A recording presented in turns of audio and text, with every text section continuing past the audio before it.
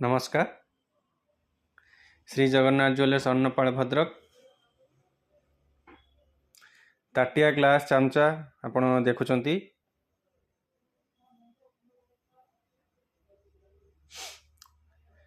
घरे जो छोट छुआ जन्म हुए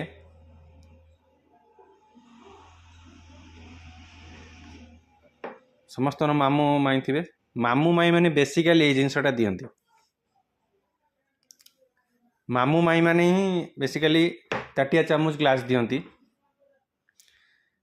ये जिनसटा आम प्रथाटा कहीं रही।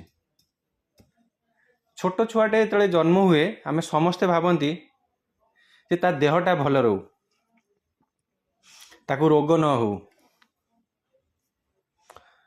किसी ताकू ता देहटा सब भल रो, से सुस्थ हो। यही जिनसटा सब मामूहर माने बेसिकली मामूहर माने अधिका ही भावती। कारण अलग जो मैंने आसती परिवार समस्ते कई ये जिनसटा दिखती कि नहीं कहीपर, कि मामूहर ताटिया चमचा ग्लास दियंती।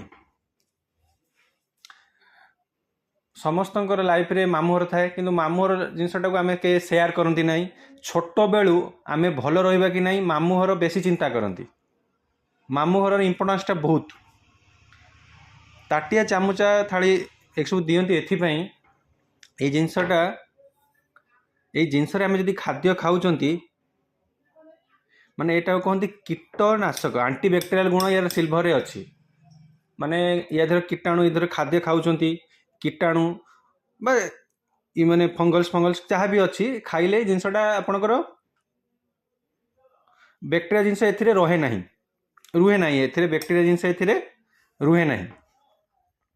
छोट पिला या द्वारा खाइबा द्वारा मैं रोग हम ना।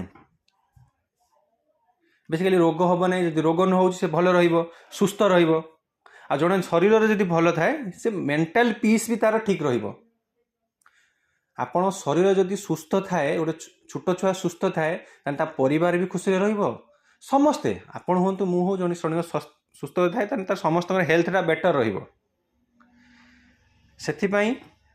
मामूहर स्पेसिफिक मामूहर ही ताटिया चामचा ग्लास दियंती। आपण देखिए बड़ लोक मैंने जी रईस लोक अच्छे बड़ लोक मैंने आ समस्त घरे ताटिया चामचा रूपा ताटिया चामचा से खाती।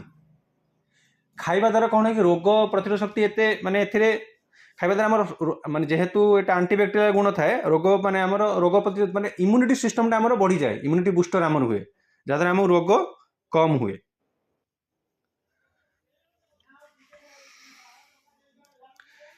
आउ गोटे कथा कहती